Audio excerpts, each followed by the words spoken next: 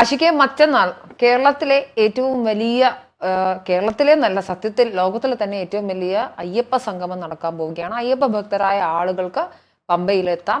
ശബരിമലയുമായി ബന്ധപ്പെട്ട വികസന പ്രവർത്തനങ്ങൾ ചർച്ച ചെയ്യാം. പുതിയ മാസ്റ്റർ പ്ലാൻ അവതരിപ്പിക്കപ്പെടുന്നുണ്ട്. അതുപോലെ നമുക്കറിയാം, ഓൺലൈനായി രജിസ്റ്റർ ചെയ്ത ആളുകൾക്കാണ് 3000 പേർക്ക് ആണ് പങ്കെടുക്കാൻ സാധിക്കുക. 500 പേരെ സർക്കാർ നേരിട്ട് അല്ലെങ്കിൽ ദേവസ്വം ബോർഡ് നേരിട്ട് ക്ഷണിച്ച സാഹചര്യവുമുണ്ട്. പ്രതിപക്ഷം എന്തായാലും വിഷയത്തിൽ അവരുടെ നിലപാട് അവർ പങ്കെടുക്കുമോ ബഹിഷ്കരിക്കുമോ എന്നൊന്നും പറഞ്ഞിട്ടില്ല. ബഹിഷ്കരിച്ചാൽ വോട്ട് പോകുമെന്നുള്ള ഭയം അവർക്ക് കണിശമായും ഉണ്ട്. അതുകൊണ്ട് അവർ അതിനെക്കുറിച്ച് സംസാരിക്കുന്നില്ല. പക്ഷേ നിലവിലെ സാഹചര്യത്തിൽ നമ്മൾക്ക് ഏറ്റവും പുതിയതായി വന്നത് ഇന്നലെ സുപ്രീം കോടതിയുടെ വിധിയായിരുന്നു, നിരീക്ഷണമായിരുന്നു. ഹർജി ഉണ്ടായിരുന്നു. ഇത് നിലവിലുള്ളത് സർക്കാരിൻ്റെ ഒരു പദ്ധതിയാണ്. മതത്തെ സർക്കാർ ഉപയോഗിക്കുകയാണ്, അതുകൊണ്ട് ഇത് തടയണം എന്ന് പറയുന്ന ഒരു ഹർജി സുപ്രീം കോടതിയിൽ ഫയൽ ചെയ്തിരുന്നു. സുപ്രീം കോടതി ഈ ഫയൽ പരിഗണിക്കാതെ പറഞ്ഞത് ഒരു ദിവസം നടക്കുന്ന ഒരു പരിപാടി മാത്രമാണ്, ഇത് നടത്തുന്നതുകൊണ്ട് എന്താണ് പ്രശ്നമുള്ളത്, മാത്രമല്ല ഇതൊക്കെ ഹൈക്കോടതി ഇടപെട്ടോട്ടെ, അതിനപ്പുറമായി ഒന്നും പറയാനില്ല എന്ന് പറയുകയും അയ്യപ്പ സംഗമം നടത്താം എന്ന രീതിയിൽ തന്നെയാണ്, അല്ലെങ്കിൽ നടത്താവുന്നതിൽ പരിമിതികളില്ല എന്ന് പറയുമ്പോൾ നടത്താം എന്ന് തന്നെയാണ്, ആ രീതിയിലാണ് കാര്യങ്ങളുള്ളത്. എന്തായാലും പമ്പയിൽ പൂർണ്ണമായും കാര്യങ്ങൾ സജ്ജമായിരിക്കുന്നു. ഞാൻ മനസ്സിലാക്കുന്നത് ഏകദേശം 38,500 ചതുരശ്ര അടിയുള്ള ശീതീകരിച്ച ജർമ്മൻ പന്തൽ പൂർണ്ണമായും അതിൻ്റെ അവസാനഘട്ട പണികളിലാണ്. പമ്പ നദി ശുദ്ധീകരിച്ചു. അവിടുത്തെ സർവീസ് റോഡ് കുഴിയൊക്കെ അടച്ച് സർക്കാർ സംവിധാനം റെഡിയാക്കിയിട്ടുണ്ട്. അപ്പോൾ 5000-ലധികം ആളുകളാണ് ഓൺലൈനായി പരിപാടിയിൽ പങ്കെടുക്കാൻ രജിസ്റ്റർ ചെയ്തിരിക്കുന്നത്. ഈ 5000-ലധികം ആളുകളെ എന്തായാലും അവിടെ ഉൾക്കൊള്ളിക്കാൻ സാധിക്കില്ല. അതുകൊണ്ട് ആദ്യം രജിസ്റ്റർ ചെയ്ത 3000 പേർക്കാണ് സർക്കാർ അനുമതി നൽകുക എന്നാണ് മനസ്സിലാക്കേണ്ടത്. ലോകത്തിന്റെ വിവിധ ഭാഗങ്ങളിൽ നിന്നുള്ള അയ്യപ്പ ഡിവോട്ടീസ് എത്താൻ പോവുകയാണ് പമ്പയിൽ. 2 തരത്തിലാണ് നമുക്ക് ആ വിഷയത്തെ കാണേണ്ടത്. ഒന്ന്, ഇത് സർക്കാരിൻ്റെ ഒരു പദ്ധതി അല്ല, ദേവസ്വം ബോർഡാണ് നടത്തുന്നതെന്ന് പറഞ്ഞാൽ പോലും പിണറായി വിജയൻ എന്ന് പറയുന്ന മുഖ്യമന്ത്രി നമുക്കറിയാം ചില ആചാരങ്ങൾ തിരുത്തപ്പെടാനുള്ളതാണ് എന്ന് പറഞ്ഞുകൊണ്ടാണ് യുവതി പ്രവേശനത്തെ അനുകൂലിക്കുന്ന നിലപാടിലേക്ക് സംസ്ഥാന സർക്കാർ വരുന്നത്. ഇതുമായി ബന്ധപ്പെട്ട് സ്ത്രീകൾ ശബരിമലയിൽ കയറുന്ന സാഹചര്യം ഉണ്ടാകുന്നു, വലിയ പ്രക്ഷോഭങ്ങൾ ഉണ്ടായി. അപ്പോൾ ഇങ്ങനെയൊക്കെ പറഞ്ഞിരുന്ന പിണറായി വിജയൻ സർക്കാരിനോടുള്ള അയ്യപ്പ ഭക്തരുടെ ഒരു മെന്റൽ സ്റ്റേറ്റ് എന്ന് പറയുന്നത്, അല്ലെങ്കിൽ അവരൊരു മാനസിക അവസ്ഥ എന്ന് പറയുന്നത് പൂർണ്ണമായും വിരുദ്ധമാണ്. അവർക്ക് എന്തൊക്കെ പറഞ്ഞാലും വിശ്വാസത്തെ ചോദ്യം ചെയ്യുന്ന ഒരു സർക്കാർ എത്തുക എന്ന് പറയുന്ന അവർക്ക് താല്പര്യമില്ല. അപ്പം തദ്ദേശ തെരഞ്ഞെടുപ്പ് വരാൻ പോകുന്നു. തൊട്ടടുത്ത മാസങ്ങളിൽ തന്നെ നിയമസഭാ തെരഞ്ഞെടുപ്പ് വരുന്നുണ്ട്. ഒരു 3ാം പിണറായി സർക്കാരിനെ വരവേൽക്കാനായിട്ട് കേരളത്തെ ഒരുക്കുന്നത് അയ്യപ്പ സംഗമത്തിലൂടെ ആവുന്നു എന്ന രീതിയിലാണ് കാര്യങ്ങൾ വരുന്നത്. തീർച്ചയായും അത് അയ്യപ്പ ഭക്തന്മാരുടെ വോട്ടുകൾക്ക് വേണ്ടി നടത്തുന്ന സംഗമമാണ് എന്ന കാര്യം വളരെ വ്യക്തമാണ്. ദേവസ്വം ബോർഡ് പ്രസിഡന്റും ഒക്കെ പപ്പറ്റുകളാണ്, അല്ലെങ്കിൽ അവരങ്ങനെ നിൽക്കുന്നു എന്നാണ് മനസ്സിലാക്കേണ്ടത്. കഴിഞ്ഞ ദിവസം പലയിടങ്ങളിൽ നിന്നും ഇതിനെതിരെ വിമർശനങ്ങൾ വന്നിരുന്നു. എന്തായാലും അയ്യപ്പ സംഗമം നടക്കാൻ പോവുകയാണ്. ഒരു ചരിത്രം കൂടിയാണിത്. മറ്റൊരു അർത്ഥത്തിൽ നോക്കിയാൽ പമ്പ തീരത്ത് ശബരിമല ക്ഷേത്രത്തിന്റെ വികസന പ്രവർത്തനങ്ങൾക്കായുള്ള കാര്യങ്ങൾക്ക് വേണ്ടി നടത്തുന്ന ഇത് അപ്പാർട്ട് ഫ്രം ദ പൊളിറ്റിക്സ്, ഇത് വേറൊരു തരത്തിൽ ഇതൊരു വലിയ കാര്യമാണ്. എന്താണ് ആശിക്കുന്നത് തോന്നുന്നത്? ഇവിടെ ഒരുപാട് കാര്യങ്ങൾ ചർച്ച ചെയ്യേണ്ടതുണ്ട്. മനുജ അവസാനം പറഞ്ഞ പോയിന്റിൽ പിടിച്ചുകൊണ്ട് തന്നെ ഞാൻ ആദ്യം എൻ്റെ മറുപടി തുടങ്ങാം. ഇവിടെ ഈ 3000 പേർക്കാണ് എൻട്രി സർക്കാർ കൊടുക്കുന്നത്.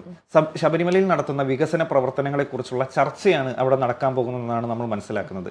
അപ്പോൾ ഈ 3000 പേരുടെ ചർച്ച നടന്നാൽ മതിയോ? ഈ സർക്കാർ ശബരിമലയിൽ ആയിരക്കണക്കിന് ആളുകളാണ് ദിവസവും വന്നു പോകുന്നത്. ഒരുപാട് ഇതര സംസ്ഥാനങ്ങളിൽ നിന്ന് വരുന്ന ആളുകളുണ്ട്.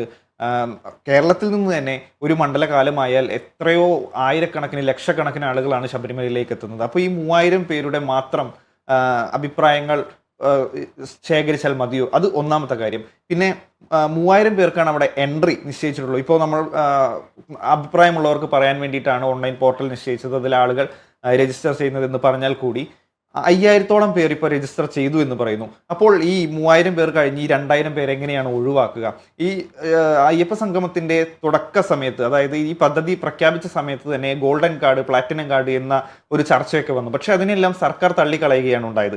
അങ്ങനെ ഒരു മുൻഗണന പട്ടിക, അല്ലെങ്കിൽ പ്രമുഖന്മാർക്ക് മുൻഗണന നൽകുന്ന ഒരു വേദിയായിട്ടാണോ ഇത് മാറുന്നത് എന്നൊക്കെ നമ്മൾ ചർച്ച ചെയ്യേണ്ടതുണ്ട്. കാരണം 2000 പേരെ എപ്പോഴും ഉൾക്കൊള്ളിക്കാൻ പറ്റുന്നില്ല. അവരുടെ അഭിപ്രായങ്ങൾ അപ്പോഴും, ഇപ്പോൾ എനിക്ക് അഭിപ്രായമുണ്ട് എന്ന് പറയാൻ വേണ്ടി രജിസ്റ്റർ ചെയ്ത 2000 പേരെ മാറ്റി നിർത്തപ്പെടും. എന്ത് കാറ്റഗറിയിലാണ്? ചിലപ്പോൾ മുൻഗണന ആദ്യം രജിസ്റ്റർ ചെയ്ത ആളുകളുടെ പട്ടിക തയ്യാറാക്കിയിട്ടായിരിക്കാം ചിലപ്പോൾ ബാക്കിയുള്ളവർ ഒഴിവാക്കുന്നത്. എന്നാലും ഈ ശബരിമലയിൽ നടത്തുന്ന വികസന പ്രവർത്തനങ്ങളെ പറ്റി അഭിപ്രായം പറയാൻ അവർക്ക് മാത്രമാണോ അവകാശമുള്ളത്?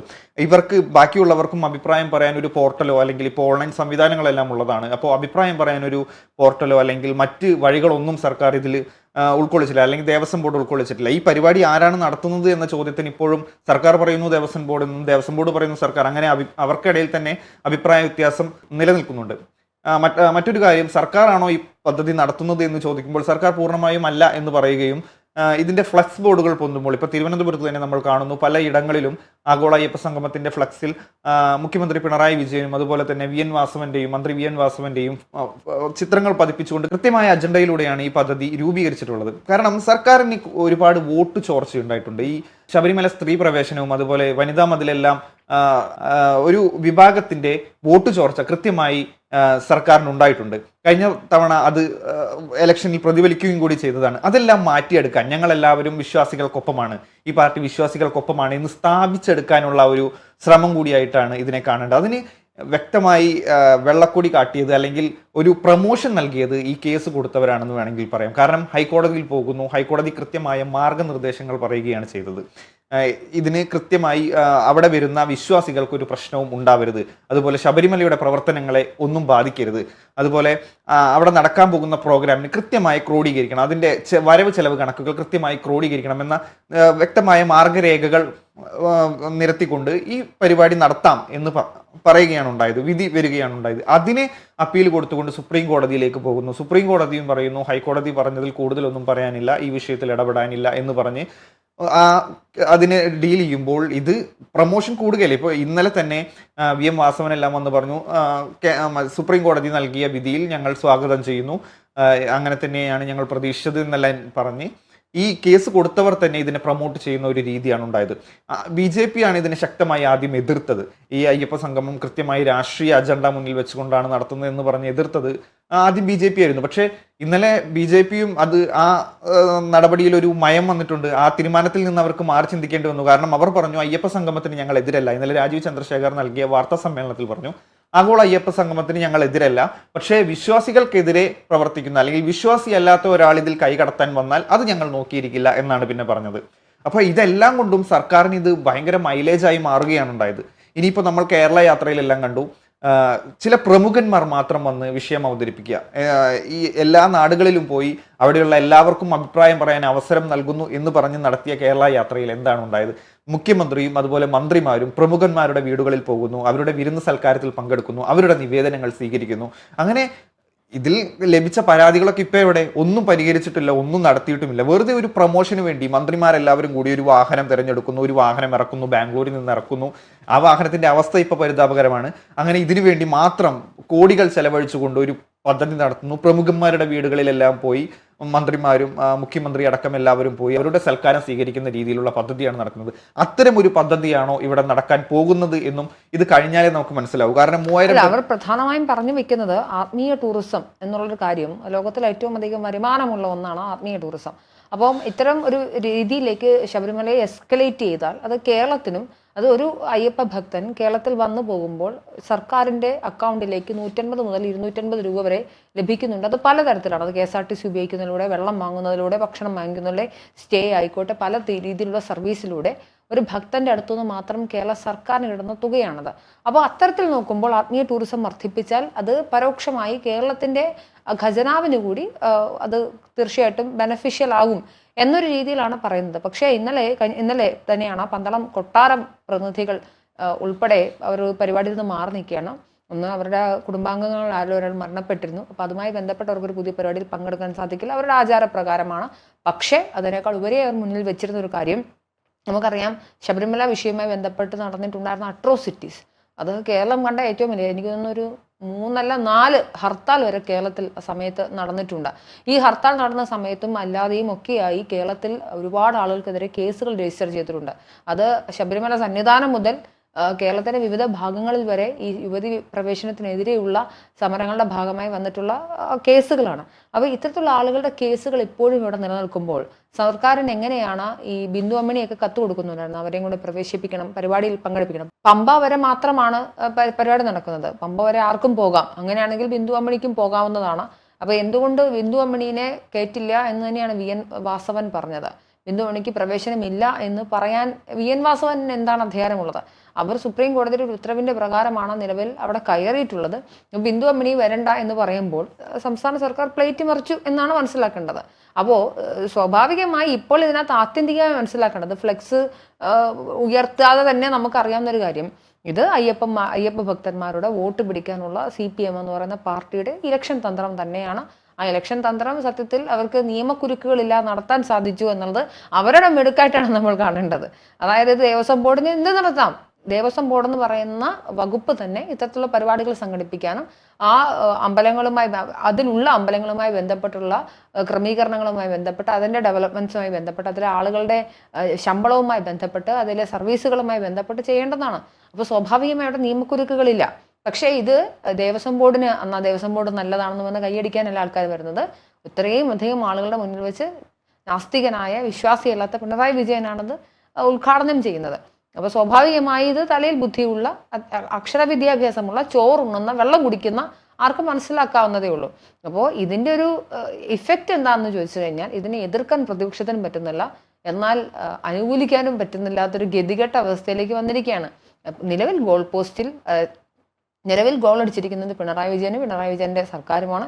അതിൽ യാതൊരുവിധ സംശയത്തിൻ്റെയും ആനുകൂല്യം പോലുമില്ല. ഇതിൻ്റെ ബെനഫിറ്റ്സ് എന്തായാലും അവർ ഉണ്ടാക്കിയെടുത്താൽ അവരുടെ മിടുക്ക് എന്നേ പറയാനുള്ളൂ, അല്ലാതെ എന്താണ് പറയാൻ സാധിക്കുന്നത്? പക്ഷെ ഇതിനകത്തൊരു പ്രശ്നം കൂടിയുണ്ട്, അതും കൂടെ പറഞ്ഞിട്ട് എൻ്റെ പോയിന്റ്സ് ഞാൻ അവസാനിപ്പിക്കുകയാണ്.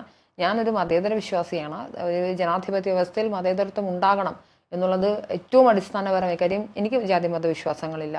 അപ്പോൾ എനിക്ക് ജാതി മത വിശ്വാസം ഇല്ലാതിരിക്കാനും ആഷിക്കിന് അത് പുലർത്താനും ഒക്കെയുള്ള അധികാരം അവകാശവും ഒരു ഡെമോക്രാറ്റിക് കൺട്രിയിൽ ഉണ്ടാവുന്നത് അത് സെക്യുലറിസം എന്ന് പറഞ്ഞ അടിസ്ഥാന ആശയത്തിൻ്റെ പ്രകാരമാണ്. അപ്പോൾ ഇത്രയും വലിയൊരു മത പരിപാടിയാണ് സ്വാഭാവികമായും നടക്കാൻ പോകുന്നത്, അല്ലെങ്കിൽ അതിൻ്റെ ഡെവലപ്മെൻറ്റ്സുമായി ബന്ധപ്പെട്ടാണ്. അത് പിണറായി വിജയൻ ഉദ്ഘാടനം ചെയ്യുന്നതുകൊണ്ടൊന്നുമല്ല, പക്ഷേ മുഖ്യമന്ത്രിയാണ്. അവർക്ക് എങ്ങനെ ഇതിങ്ങനെ അയ്യപ്പ വോട്ടുകൾ സ്വീകരിക്കാൻ വേണ്ടി ഇത്തരത്തിൽ മതത്തെ ഉപയോഗിക്കുക എന്ന് പറയുന്ന സത്യത്തിൽ സെക്യുലർ ഫാബ്രിക്കിനെ അത് അറ്റാക്ക് ചെയ്യും എന്നുള്ളത് തന്നെയാണ് എൻ്റെ പോയിന്റ്. എന്തായാലും നിലവിലെ സാഹചര്യത്തിൽ ഇവർക്ക് ഇതിങ്ങനെ പ്ലേറ്റ് മറിക്കാൻ സാധിച്ചിട്ടുണ്ടെങ്കിൽ ഒരു രാഷ്ട്രീയക്കാരൻ്റെ കുബുദ്ധി അല്ലെങ്കിൽ അവൻ്റെ ഒരു പ്രാവീണ്യമെന്നേ പറയാനുള്ളൂ. അല്ല, ഇപ്പുറത്തെ വശത്ത് സെക്യുലറിസത്തിനും പ്രശ്നങ്ങൾക്കും ഉണ്ടാവുന്നൊരു വീഴ്ച ഓർത്ത് അതിനുണ്ടാവുന്നൊരു മൂല്യച്യുതി ഓർത്ത് എനിക്ക് വളരെയധികം വിഷമമുണ്ട്. അതെ, പ്രതിപക്ഷത്തിന് വ്യക്തമായൊരു എന്താ പറയുക അഭിപ്രായം പറയാൻ പറ്റാത്ത രീതിയിലുള്ള ഒരു പ്രോഗ്രാം സംഘടിപ്പിക്കുക എന്ന് പറഞ്ഞത് ഭയങ്കര മാസ്റ്റർ മൈൻഡാണ്.